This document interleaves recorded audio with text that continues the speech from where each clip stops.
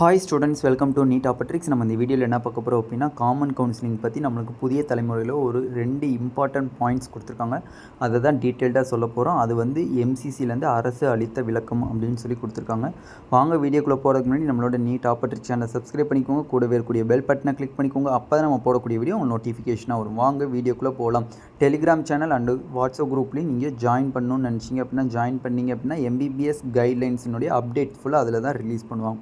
First of all பார்த்திங்க அப்படின்னா நம்மளுக்கு single counselling means one common counselling அப்படிங்கிறது எம்சிசி ரிலீஸ் பண்ணியிருந்தாங்க.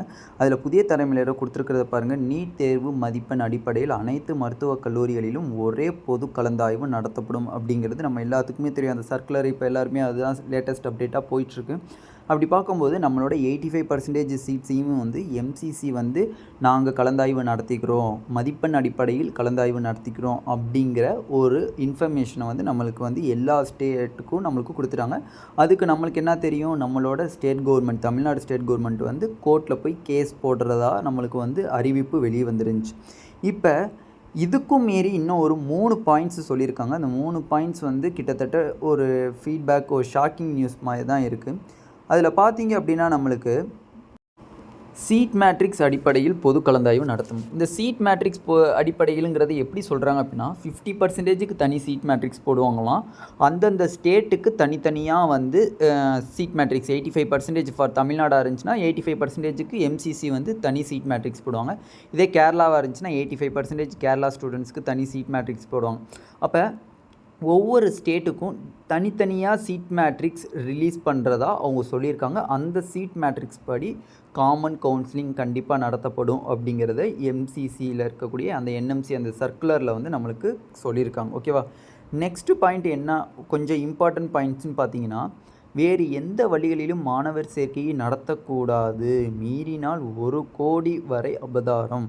நார்மலாக மெடிக்கல் காலேஜஸ், கவர்மெண்ட் காலேஜஸ் பிரச்சனை இல்லை. செல்ஃப் ஃபினான்சிங் காலேஜஸில் நான் உனக்கு காசு தாங்க, 30 லட்ச ரூபா தாங்க, உங்களுக்கு நான் வந்து செல்ஃப் ஃபினான்சிங்கில் சீட்டு வாங்கி தரேன். 1 கோடி ரூபா தாங்க, நான் உங்களுக்கு மேனேஜ்மெண்ட்டில் சீட்டு வாங்கி தரேன். 2 கோடி ரூபா தாங்க, டீம்டு யூனிவர்சிட்டியில் வந்து சீட்டு வாங்கி தரேன் அப்படின்லாம் எக்கச்சக்கமான பேர் இப்போ இருக்கிற சூழ்நிலையில் வந்து ஏமாற்றிட்டுருக்காங்க. யாரும் அதை நம்பி ஏமாந்துட வேணாம். எம்சிசி தான் சொல்லிட்டாங்களா, இப்போயே தாங்க, நம்ம கவுன்சிலிங் ஸ்டார்ட் ஆகிறதுக்கு முன்னாடி வந்து முன்னெச்சரிக்கையாக போட்டுக்கலான்ட்டுலாம் சொன்னாங்கன்னா யாரும் கேட்டு அதை ஏமாந்துட வேணாம்.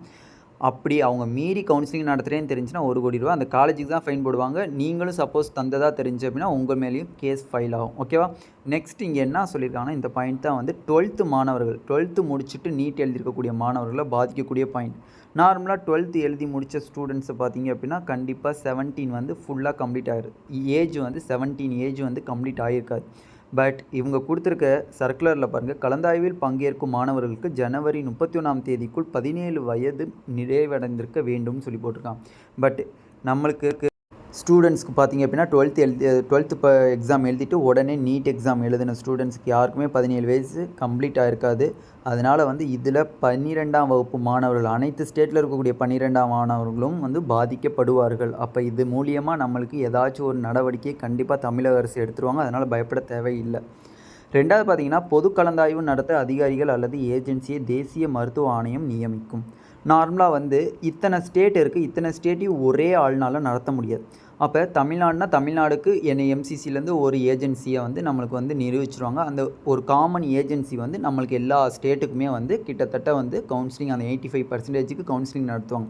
பட் எம்சிசிங்கிறவங்க என்ன பண்ணுவாங்க, 15%க்கு நடத்துவாங்க. இவங்க பார்த்து ஒரு ஆளை நியமிக்கிறாங்க தெரியுமா, அவங்கள தான் ஏஜென்சின்னு சொல்கிறாங்க. அவங்க வந்து 85%க்குரிய கவுன்சிலிங்கை வந்து நடத்துவாங்க. அப்போ இந்த 15% அண்ட் 85% இது ரெண்டுமே வந்து சைமல்டேனியஸாக நடக்கும்போது நம்மளுக்கு டக்குன்னு கவுன்சிலிங் முடிஞ்சிடும். பட் இது வந்து மேக்ஸிமம் நடக்கிறதுக்கு வாய்ப்பு கம்மி தான். ஏன்னா Tamil Nadu government confirm case file பண்ணுவாங்க. எதனால் அப்படின்னு பார்த்தீங்கன்னா, 12th மாணவர்கள் இது மூலியமாக பாதிப்படைய தான் வந்து அதிகமான வாய்ப்புகள் இருக்குது. நம்ம ஸ்டேட்டில் மட்டும் இல்லை, எக்கச்சக்கமான ஸ்டேட்டில் இருக்கக்கூடிய 12ஆம் வகுப்பு மாணவர்கள் வந்து பாதிப்படைவாங்க. அதுக்குரிய ரீசன் என்னென்னா, யாருக்குமே வந்து 17 ஏஜ் வந்து கம்ப்ளீட் ஆகிருக்காது. பட் இவங்க சொல்லியிருக்காரு 17 ஏஜ் கம்ப்ளீட் ஆகியிருந்தால் மட்டும்தான் கவுன்சிலிங்குள்ளே வர முடியும் அப்படிங்கிற ஒரு தீர்மானத்தை அவங்க போட்டிருக்காங்க. அதனால் இந்த ஒரு பாயிண்ட்டை வச்சே நம்ம வந்து இதை பிரேக் டவுன் பண்ணிடலாம். கன்ஃபார்ம் கேஸ் ஃபைல் பண்ணோம் அப்படின்னா.